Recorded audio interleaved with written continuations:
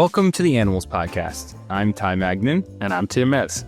Today, we're wrapping up Season 2 on the Animalz podcast. Season 2 has been focused on pulling back the corporate curtain to show you how the largest, most complex B2B SaaS teams actually get content out the door. So we heard from content leaders at some of the biggest names in SaaS who shared some of the systems they've built, the battles they've fought, and the lessons they've learned along the way. Today, we are wrapping the season with a conversation, just Tim and I, to break down a lot of the learnings from, more than a dozen interviews with some remarkable enterprise leaders. Are we going to ask each other the question we always ask our guests before we get started? I love that. Sure. Yeah, we should. Well, then hit it. What content are you consuming lately, Tim? Well, I was on an airplane because I'm not in my usual spot. You can all see if you watch our videos. I'm in the Netherlands now. So I had an airplane. I was in an airplane, had some time, and I had queued up. There's this website from alexanderjarvis.com, and he has collected a lot of stuff about, I think, marketing, writing, all kinds of stuff. And one of the things he had is like this collection of memos. Like he has all these collections, collection of memos and a few other and speeches and stuff like that. So I started going through the memos, and it's everything from like business memos and like political memos and all this kind of stuff. Really famous ones about strategy from like, I don't know, Bill Gates at Microsoft and at Yahoo, and like somebody internally wrote a memo about how they're going down. And he's collected all these ones about, he should read these because they're really cool or they're really interesting. And there's a lot of them there. So I started reading them, and it's really nice. I would recommend it. It's just interesting, both from a writing perspective as well as from a business strategy perspective, like startup. Yeah. Yeah. Drop me a link in Slack. I'll check it out. Lately, I've been devouring anything that's answer engine optimization related, or anything from content marketers about like effective AI usage too. Like, how are they doing it for X, Y, or Z use cases? So kind of like the same as before, but just paying a little closer attention to it now, as I think we are at the better part of the hype cycle, where we're actually realizing value now and figuring out where it does and doesn't fit. What's the most important thing you learn? Yeah, it's kind of like the thing I wouldn't have guessed if I looked back on how I was thinking about AI 2 years ago is that drafting content might be the last place to use it. It's like really good at ideation. It's really good at research. It's really good at editing. It's like really good at all the things. And then when it comes to drafting, like if you've done a great job already with all the prior steps, maybe just write the thing. I don't know. I mean, I think that'll change too, but it's kind of the most sensitive area. And you can get so much efficiency still and make content that much better if you just focus on, all the priors, and then also maybe distribution and also like editing and things like this. So that's my latest nugget. Nice. I also think it's probably a good segue into everything we want to reflect on from this season, because that's what we're going to do. And I started writing down some things. And one of the first ones I wrote down is like, we managed to not talk too much about AI. So let's not talk more about AI for the rest of this wrap up. It's kind of interesting, right? To think that like in the startup world, content marketers that's like all we're talking about. Yeah. More or less. With enterprise content leads, it's kind of like, it's one thing that they're chipping away at amongst many others. Yeah. Why do you think that is? Well, I don't know how much they are thinking about it. Like maybe it is. Maybe they're thinking more about it than we talked about it on the season. I'm not sure. But either way, I think as an enterprise content marketing leader, you're just so much more thinking about other things than just producing content, right? Like it's so much more about like team management, how you handle all the stakeholders, like what is the strategy, what systems do you have in place? So like there's so much else going on that I think the average person who's an individual content marketer or somebody who's working on a startup just doesn't have to think about, because it's not relevant. And then like I think the closer you are to production in a way, the more impactful AI maybe is. Maybe that's part of it. But there's just also so much more to talk about when you're talking about enterprise, because there's so many more things going on. Yeah. I'd say generally enterprises tend to be a little slower to adapt. They're a little more risk averse. They have more to lose, right? Yeah. They also have these big brands. I mean, we're talking about Zoom and Klaviyo, Dropbox, right? Like Square, Microsoft, yeah. Like they can't just wing it. Like they have a brand to uphold. They have a relationship and a contract with many, many, many people in their audience. And so they can't risk the quality piece. They can't risk having poor citations in an article or something. And there's also a lot of checks along the way. There are a lot of stakeholders in the mix. So it doesn't surprise me in that regard that they're going to be slower to adopt. I think that, they're not going to take on that risk. That probably comes with AI. And, some are doing meaningful things that I don't want to discount what some of the leaders have been able to achieve so far and what their vision is for the future. But on a whole, it was less of the thing that's on everyone's minds at the forefront, right? What else? Well, we started a lot of our conversations asking about the role of content in the organization. Yeah. So we'd ask them hey, Tracy Wallace at Klaviyo, what's the role of content at Klaviyo? Got a lot of really interesting answers. Some were all about content being a strategic growth driver, right? I think about Dropbox as an important, I think Zapier too with Lane Scott Jones, right? Yeah.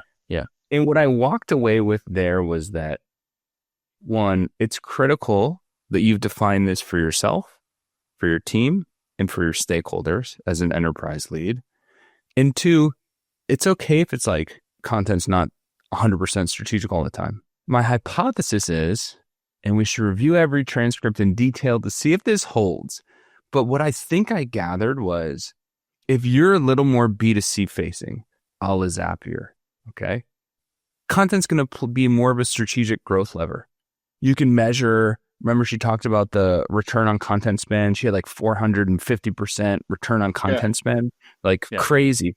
So we really just focused on the blog so that we could have a really concrete idea of what business impact the blog itself was running. And we ended up doing this calculation and finding that the blog generated 454% ROI. I feel like that should get you all the headcounts and resources you could ever ask for, right? I completely agree. When we calculated that number, we had to run it so many times. And this is this can't be right. This can't be right. It's too good to be true. I don't think if you are working at Okta or, a deeper tech, with a longer sales cycle that's more B2B and more enterprise focused in who they sell to, you're going to have as strategic of you're not going to be a strategic growth lever. You're going to be more in service of a longer sales cycle, more in service of sales and service of product marketing. And that's okay too. It's just about matching the role of content to the business model. Yeah. And I think actually, if I'm not mistaken, I think Stephanie at Autodesk and maybe Heike a little bit also at Microsoft were more examples of what the second thing you're just talking about. They have a much longer sales cycle. They work together much more closely with those other departments. And I think also the other examples like Zapier and Dropbox also felt like the content is closer to the founder maybe also. I think at Dropbox, definitely at Zapier, and I think also at Dropbox, you also mentioned that the founder is a bit more involved, I think, or used to be more involved in the beginning. So there's really this idea of, I think, a content culture that's maybe set by the founders. By now, it should be out, a post by Sarah from our team. And she interviewed some of the guests also on the podcast and talking about what builds a content culture. Yeah, I think we really hit on that with Zapier and also a bit with Dropbox. Yeah, those are great examples of that. Another thing we heard from a lot of our enterprise leaders was they had these really juicy and interesting opportunities to do the big bet, the big content-y initiative that's in support of the brand that's pretty far removed from directly creating pipeline. That wasn't all that they did on a daily basis, but it was an important piece of their portfolio of content. And it was fun to hear about some of those projects. Yeah, I'm thinking about Mallory with Guy Raz, right? In the case of a Guy Raz, I pitched for that budget, something that had been on my team's bucket list for years, years and years. So we pitched it. Then, my team, a couple of people from my team and myself and a creative director got into a room and kind of thought about what the shape of the show would look like. Once we kind of got the okay, then we brought in, it still wasn't a very large team. We had people from my team who were working on kind of overall story structure, some editors who were actually building out related content, because that is really important to anything like this, right? And in our case, we built intentional customer journeys that needed other types of content to support them. So we had people on my team working on all of that.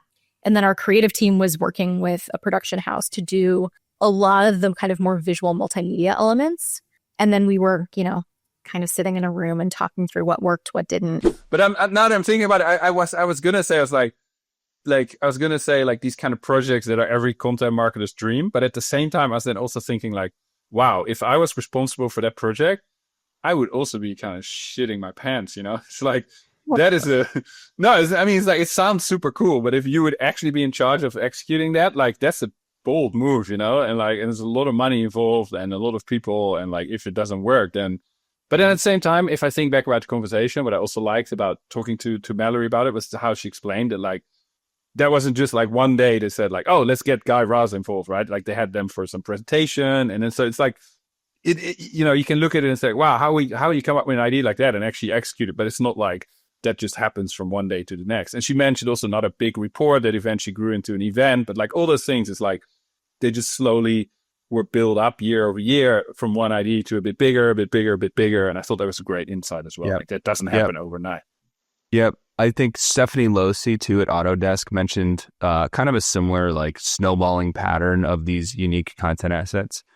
Yeah. So year 1, I think we got like 11 hits in the first 6 weeks. Year 3, we got 97, which is like 897% growth or something like that. And I'm really proud of that. And that is because we did it right. We did it the way a research firm would have done it if we had outsourced it to them. Aditya too from MoEngage and formerly Amplitude. He talked about, we produced a book with MoEngage, right? Like a coffee table book, which is one of those big bet content assets. But we did it with him already before at Unit 21. So he knew, even though maybe it was the first book at MoEngage, again, it's like this pattern of like, he knew it could work because he had seen it work in a previous role and then he did it again, right? So I think that's really cool to. Yeah. And I would argue that even in those content teams that are in the supporting role and doing less of the strategic, they get to do those bigger bets once in a while that do feel pretty strategic. Yeah. Yeah, definitely. And I was going to tie that, Tim, to distribution. Yeah. Right. One thing we talked about a lot with our content leads was distribution, because in an enterprise, unlike a startup, they don't own all the distribution channels, right? They are partnered with the SEO team, with social, with campaigns or integrated marketing to help them push the stuff out there and also to figure out what to produce. What did you take away around distribution? Well, first of all, I was surprised in a way that it came up so much, that topic. I mean, maybe it's logical, but I hadn't really thought about it. So I was surprised that it kept coming up. And then I also think like one of the few things I learned, one is, I had no idea because as I said, I was going to ask the stupid question this season because I never was in the enterprise environment, but like that, yes, actually distribution lives in other teams. I had never even considered that. So that's one thing. But the other thing I think that also kind of, at least between the lines, at an enterprise level, most of the teams have so much resources that if they wanted to, they could crank out like insane amounts of content. But so they also realize that doesn't work because you need, so you also logically get to the point where you could put out so much content that you see that it doesn't work anymore if you don't have distribution figured out in advance. And then I like the different takes on it from like Aditya that's basically saying like, this is something I don't see content people doing enough. And on my teams, I like have said, I don't care what you do. If you can't tell me how you're going to distribute it, you're not doing it. Don't care. Nice. And it's like, wait, what do you mean? I'm like, well, channels are oversaturated. It costs me a crap ton to get leads. Everyone says the same damn thing and everyone's putting ebooks out there. We need to change the game. Changing the game comes from thinking about content as a distribution engine. Tracy kind of used it as a prioritization mechanism of like, she was like, I don't need an intake form. It's like, if I just ask people, have they secured distribution? And that's enough usually to get most people out of my inbox or whatever. But it was cool. I thought that was cool. Yeah. I think the one exception was Matt Hummel at Pipeline 360's Flying Distribution Engine, right? So if you haven't checked out this podcast episode we did earlier on in the season, for Pipeline 360 in particular, our business is really won and lost through relationships. And so getting to take this content out and deliver it in person is really what you're referring to as, what did you call it? The flying content distribution flying distribution engine. Yeah. So that's in essence what I've done. It's the short version is, over the last 18 months or so, I've probably met with 600 or 700 different marketers throughout really the world delivering this research. And it's not just me presenting, it's really become more of an interactive and engaging way to connect with our customers and prospects. The premise is like Matt hops on an airplane to go meet with prospects and customers and talk them through this white paper that they've produced, right? Yeah. So it's like, like state of XYZ, state of brand and demand report. And then he secures meetings and goes spends time with them. It's definitely a very different type of distribution play that I just thought was like juicy and delicious.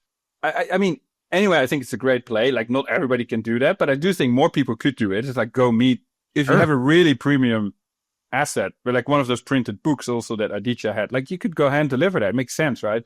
In a way. I mean, it doesn't make sense and it makes sense, but I also think the underlying idea is powerful. Like you don't have to necessarily distribute, go hand deliver your data report, but like with so much noise on digital channels, that just doing something in the physical world is a great play, even though it sounds expensive and sounds like it doesn't scale, but like, and in some ways it doesn't, but like you do get, like people will notice you, right? And people will remember that, and you do get an opportunity to really talk to them.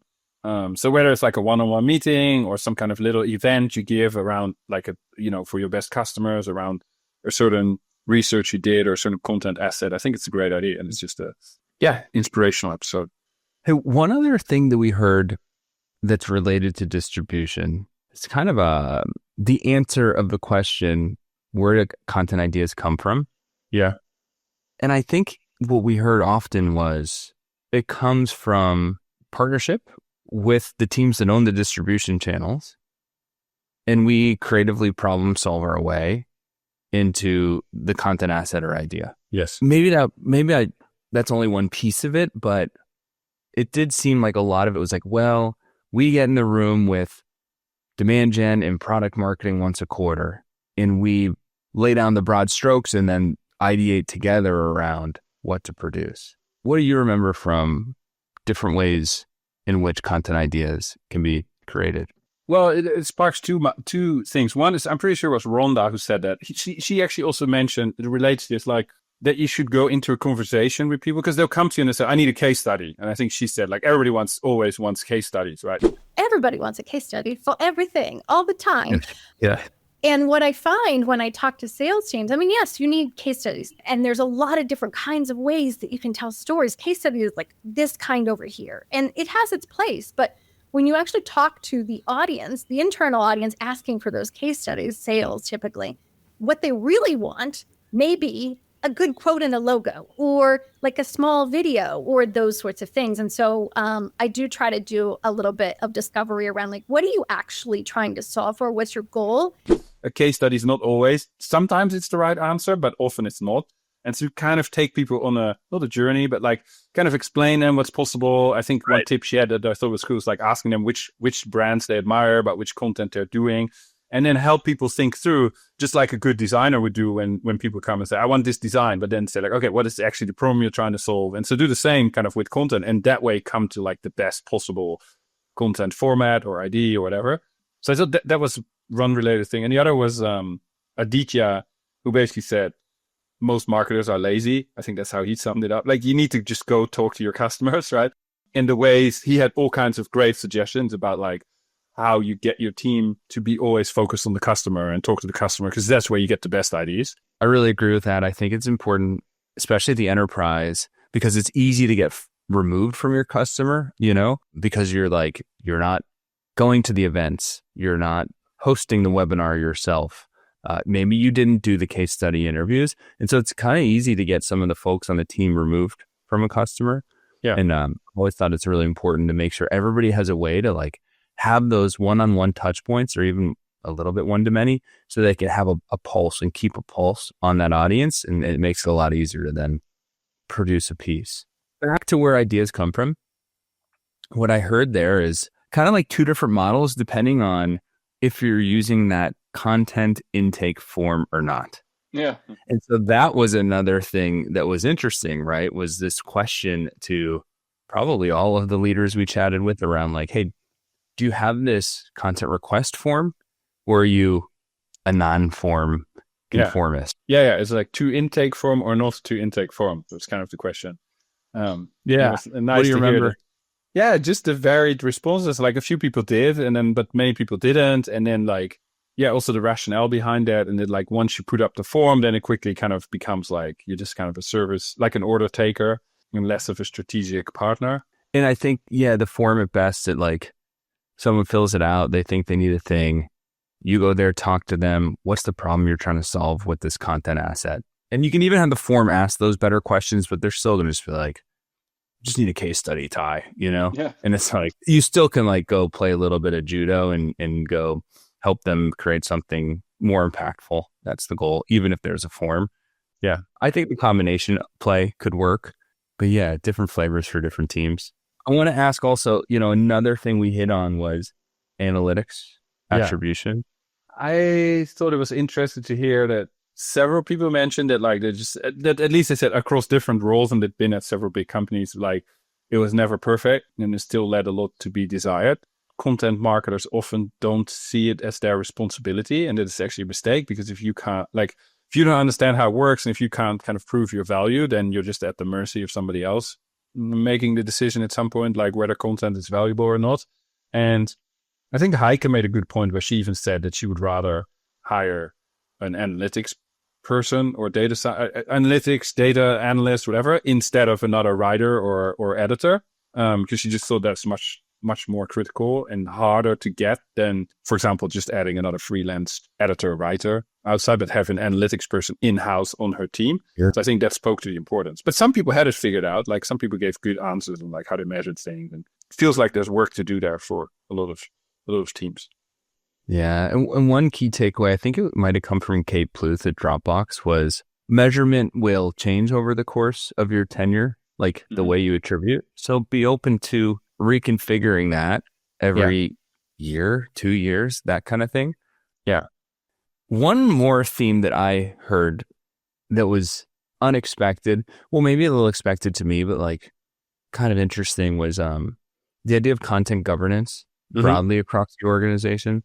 Yeah. And how content leaders play a leading role to get your learning center team or your support docs team and any other kind of like content creating part of the organization to all be together, have one voice, right? Meet regularly and drive some of that governance.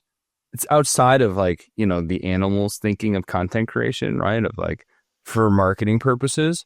But just an interesting thing to consider as maybe you're entering a role in content at an enterprise, or, you know, it's trying to figure out how you can level up and contribute at a higher plane.